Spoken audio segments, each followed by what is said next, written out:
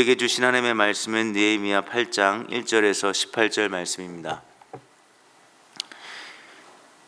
느헤미야 8장 1절에서 18절 말씀 저와 여러분들이 교독하도록 하겠습니다. 1절 말씀 제가 먼저 읽겠습니다.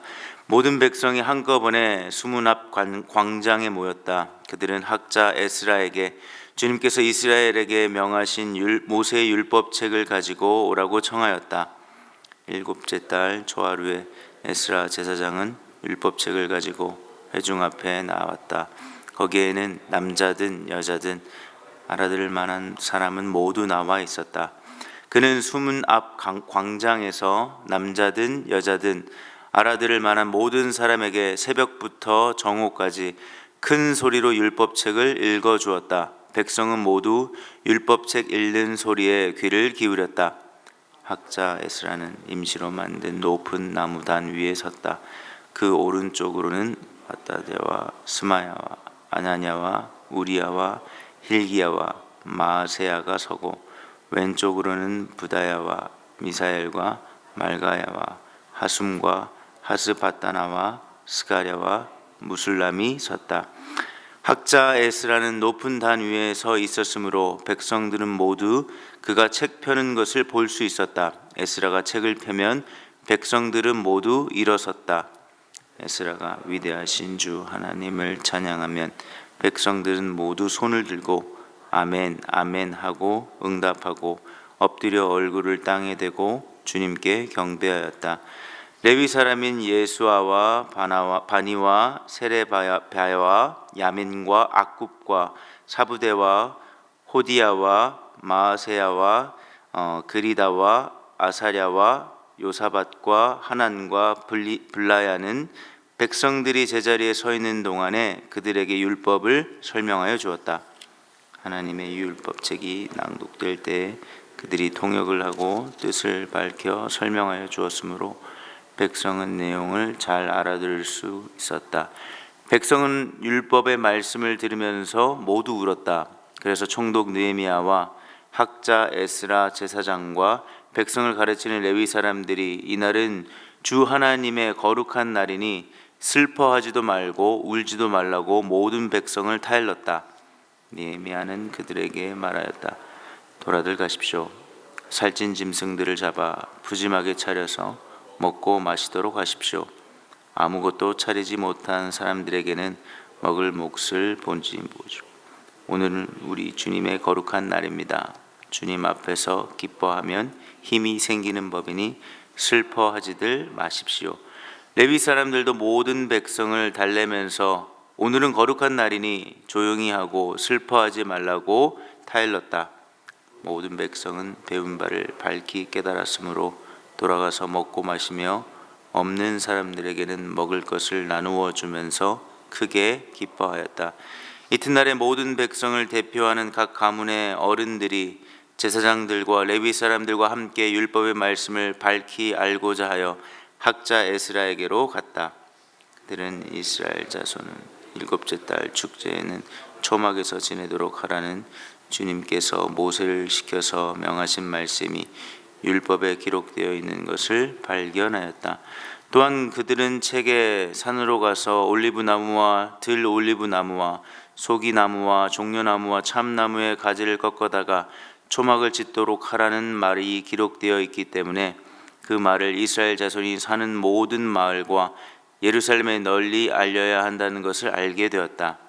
그래서 백성은 나가서 나뭇가지를 꺾어다가 지붕이와 마당과 하나님의 성전들과 수문 앞 광장과 에브라임 문 앞 광장에 초막을 세웠다. 사로잡혀 갔다가 돌아온 모든 사람이 초막을 세우고 거기에 머물렀다. 눈의 아들 여호수아 때로부터 그날까지 이렇게 축제를 즐긴 일이 없었으므로 이스라엘 자손은 크게 즐거워하였다. 에스라는 첫날로부터 읽어 주었다. 백성은 이레 동안 절기를 지키고 여드레째 되는 날에는 규례대로 성회를 열었다. 아멘. 본문에 보시면 시기가 일곱째 달 초하루로 등장을 하는데요. 일곱째 달 초하루는 유대 달력으로 보면 오늘날 우리로 말하면 새해 첫날이라고 할 수 있습니다. 이스라엘 공동체가 새해를 시작하면서 지금 무엇으로 시작하고 있습니까? 바로 말씀이었습니다. 이스라엘 백성들은 학사 에스라에게 모세 율법책을 가져와 달라고 요청하지요. 그래서 수문 앞 광장에 모인 사람들 앞에서 학사 에스라는 율법책을 읽기 시작합니다. 근데 어떻게 읽고 있습니까? 짧게 단순히 우리가 오늘 1장 전체를 8장 전체를 읽었는데요. 이렇게 짧게 읽고 끝내지 않았습니다. 새벽부터 정오까지, 그리고 그냥 나긋나긋하게 읽었던 것이 아니라 큰 소리로 에스라가 율법책을 읽습니다. 이 장면에서 오늘 우리가 살펴볼 것은 세 가지 정도 있을 것 같은데요. 먼저는 우리가 말씀을 듣는 태도를 점검하는 것입니다. 3절에 보시면 에스라가 큰 소리로 율법책을 낭독할 때 백성들이 어떻게 하고 있습니까? 그 소리를, 에스라의 목소리에 귀를 기울인다라고 기록되어 있습니다. 말씀을 어떻게 들어야겠습니까? 너무나 잘 알죠. 우리가 말씀을 들을 때 하나님의 말씀을 경청해야 합니다. 하지만 너무 잘 알지만 잘 안 될 때가 있습니다. 이 경청은 어떻게 나오는 것이죠? 단순히 경청은 경청하는 척을 하거나 경청을 흉내내서 나올 수 있는 것이 아닙니다.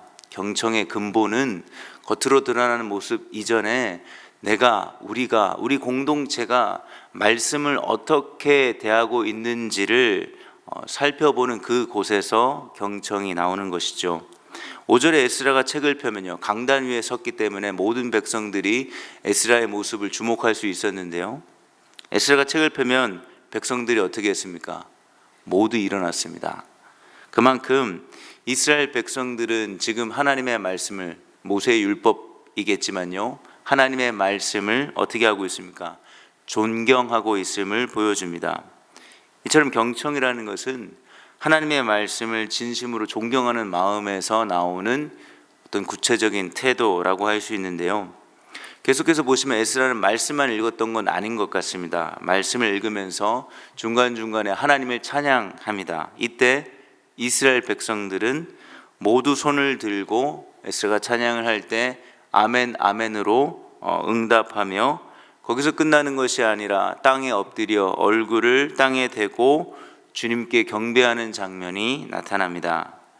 이처럼 말씀을 존경하는 마음은요, 어디서 시작되겠습니까? 그 말씀을 우리에게 주시는, 말씀하시는 하나님을 향한 존중하는 마음에서 우리가 말씀을 경청하게 되고 말씀에 귀를 기울이게 되는 것입니다. 그리고 하나님을 존중하는 마음이 에스라의 모습을 통해서 또 이스라엘 백성의 모습을 보면 찬양하는 것으로 드러나지요. 이 찬양은 단순히 입술의 고백만으로 끝나는 것이 아니라 얼굴을 땅에 대고 엎드리며 온전히 제가 주님만을 높여드리겠습니다 라는 행동으로 이어지는 겁니다. 그리고 이러한 행동은, 이러한 모습들은 단순히 예배 시간에 말씀을 듣는 자리에서 찬양하는 시간에서만 하는 행위로 끝나는 것이 아니라 정말로 중요한, 거기서부터 시작된 우리의 결단과 우리의 태도가 저와 여러분들의 일상 구석구석에서 우리가 꼭 이렇게 행동하는 것은 아니지만 우리의 삶의 태도가 우리가 무엇을 하든 누구를 만나든 간에 하나님께 엎드려 하나님을 높여드리는 말과 행동, 선택으로 이어지는 것, 이것이 말씀을 정말로 경청하는 자들의 태도라고 할 수 있습니다. 두 번째로 생각해 볼 것은 이런 말씀을 듣는 반응이라고 할 수 있는데요. 9절에 보시면 이스라엘 백성들은 율법의 말씀을 들으면서 어떤 반응을 보여주고 있습니까? 너나 할 것 없이 모두 울고 있다라고 이야기합니다. 그 문맥의 어떤 내용을 보면요, 그 눈물은 기쁨의 눈물은 아니었습니다. 슬퍼서 우는 것이었죠. 아마도 어떤 슬픔이겠습니까?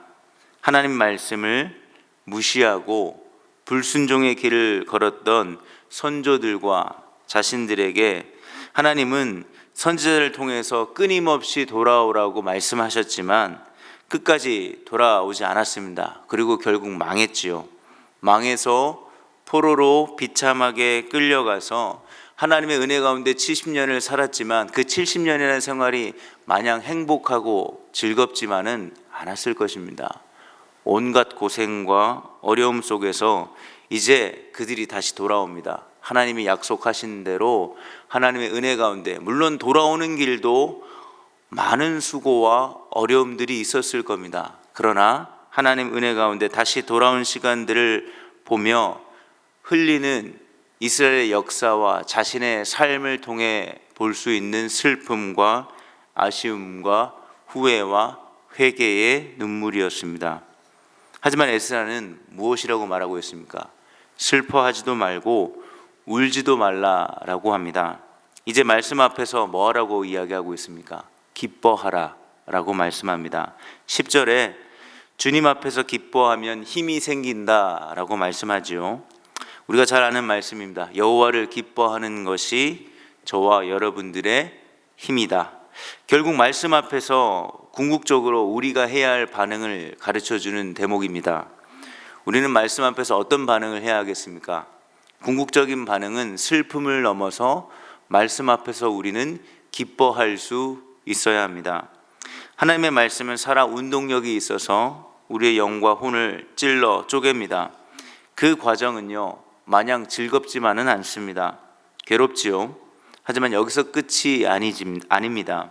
우리를 찔러 쪼개는 것은 우리를 정말 괴롭게 하기 위해서, 우리에게 고통을 주기 위해서 하는 것이 아니라 온전히 다시 회복시키기 위함입니다.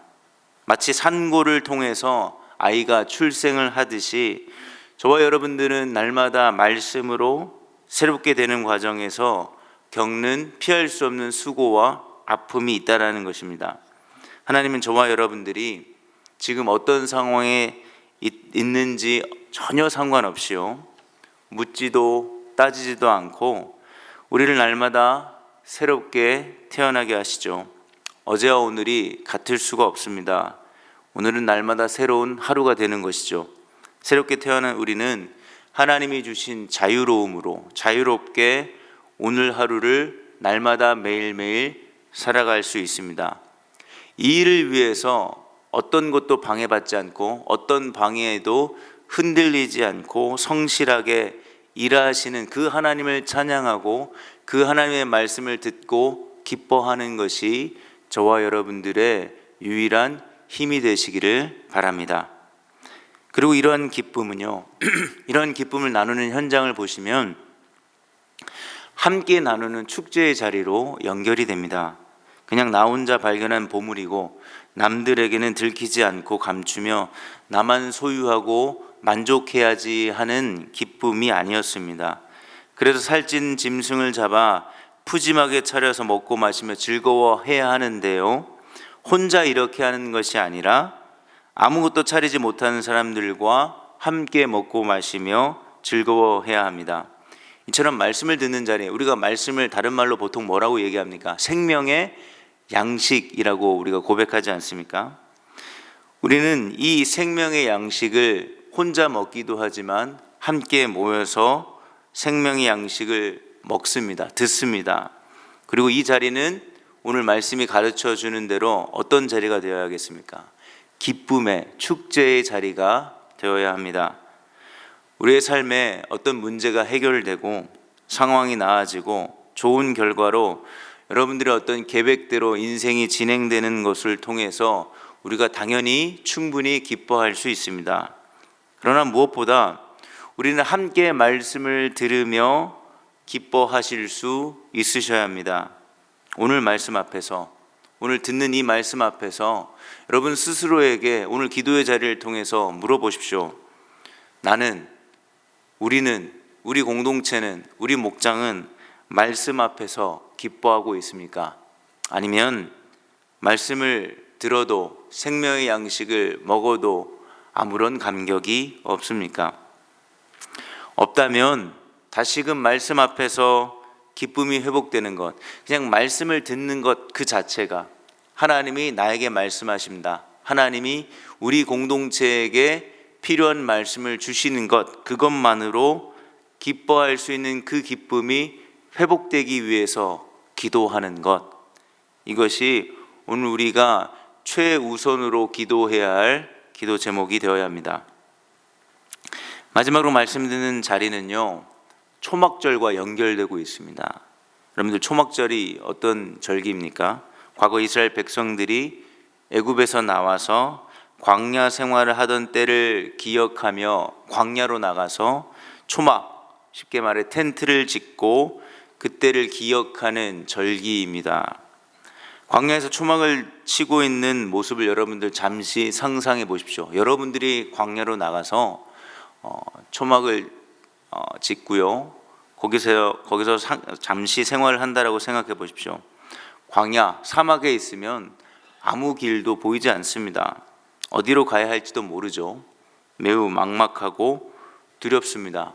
그냥 길만 보이지 않는 것이 아닙니다. 더위와 추위, 그리고 곳곳에 생명을 위협하는 상황 속에서 죽음의 공포가 가뜩이나 어디로 가야 할지 모르는 그 길 속에서, 모래밖에 없는 그 곳에서 방황하게 되고 길을 잃게 하는 곳입니다.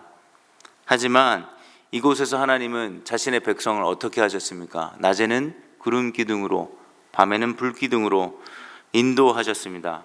그리고 만나와 메추라기로 하나님의 백성들을 먹이셨습니다. 40년 동안 옷과 신발이 해지지 않게 하셨습니다. 그 하나님, 동일하게 이제 바벨론 포로에서 돌아오게 하신 그 하나님의 인도하심을 이 초막절을 지키면서 기억하면서요, 이스라엘 백성들은 지금 함께 축제로 기뻐하고 즐거워하고 있는 것이지요. 오늘 말씀을 통해서 우리가 좀 정리해 봐야 할 것들은 이런 것 같습니다. 오늘도 변함없이요, 하나님은 저와 여러분들에게 말씀하십니다. 이 새벽에도 말씀하시죠. 그리고 이 하나님의 말씀은 변함없이 이스라엘이 즐겼던 그 초막절의 절기로 오늘날식으로 표현한다면 저와 여러분들을 소환하고 계십니다. 다시 말해, 하나님의 말씀으로 하나님께서 말씀하시며 그 하나님이 여러분들을 먹이시고 살리시고 지키신다는 말씀입니다. 그러니 우리는 여전히 바쁘고 여전히 급한 일들로 오늘 하루가 정신이 없고 중요한 일들을 해야 할 것들이 많지만요, 오늘 말씀을 기억하며 다시금 우리가 어디 앞에 서야 하겠습니까? 말씀 앞에서는 저와 여러분들이 되셨으면 좋겠습니다.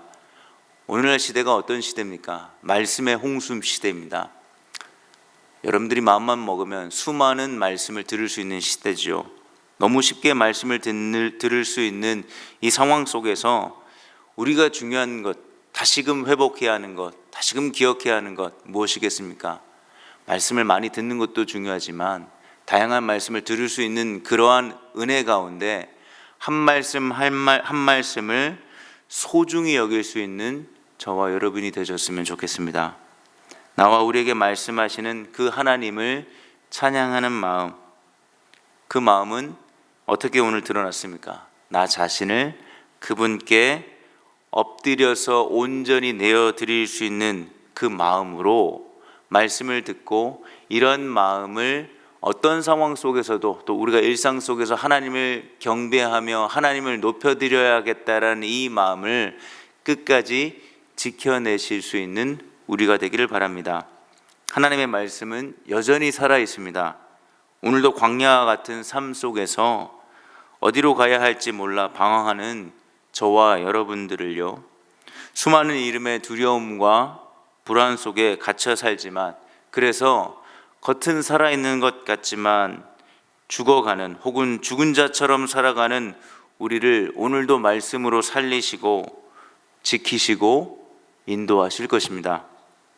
우리 발의 등이며 길에 비치신 이 생명의 말씀으로 오늘 하루를 담대히 기쁨으로 살아낼 수 있는 저와 여러분 되시기를 예수님의 이름으로 축원드리겠습니다. 오늘 말씀을 기억하며 이렇게 기도했으면 좋겠는데요. 하나님, 말씀을 듣는 것, 거기서 머무는 것이 아니라 한 말씀, 한 구절을 듣더라도 말씀을 존중하며 귀 기울이는 내 태도가 있기를 기도했으면 좋겠습니다. 그리고 그 말씀 앞에 내 자신을 엎드리기를 원합니다. 그 가운데 주시는 그 기쁨을 누리며 광야 같은 삶 속에서 길과 생명이신 말씀을 붙드는 오늘 하루가 되기를 기도하셨으면 좋겠습니다. 두 번째는 오늘 목장을 위해서 기도하는 날인데요. 목장 나눔의 핵심 중에 하나가 말씀 나눔 아니겠습니까? 오늘 말씀처럼 말씀 나누는 그 현장이 슬픔도 있고 고통도 있고 눈물도 있을 겁니다. 회개도 있을 것입니다. 그러나 그것이 끝이 아니라 우리의 목장 나눔이 기쁨으로 가득한 나눔이 되기를 오늘 여러 이름으로 여러 장소에서 여러 시간 속에서 우리 교회에서 이루어지는 모든 목장 나눔들이 기쁨의 현장이 될 수 있도록 기도해 주셨으면 좋겠습니다. 끝으로 우리가 직분자 피택을 위해서 기도할 텐데 사람의 힘으로 어떤 판단으로 의지해서 결정하는 것이 아니라 주님이 주신 지혜로 우리 공동체에 꼭 필요한 사람들을 세우며 모든 과정 가운데 하나님의 은혜가 메마르지 않도록 우리 세 가지 기도 제목을 가지고 우리 합심해서 기도하며 각자의 개인의 기도의 자리로 나아가도록 하겠습니다. 기도하겠습니다.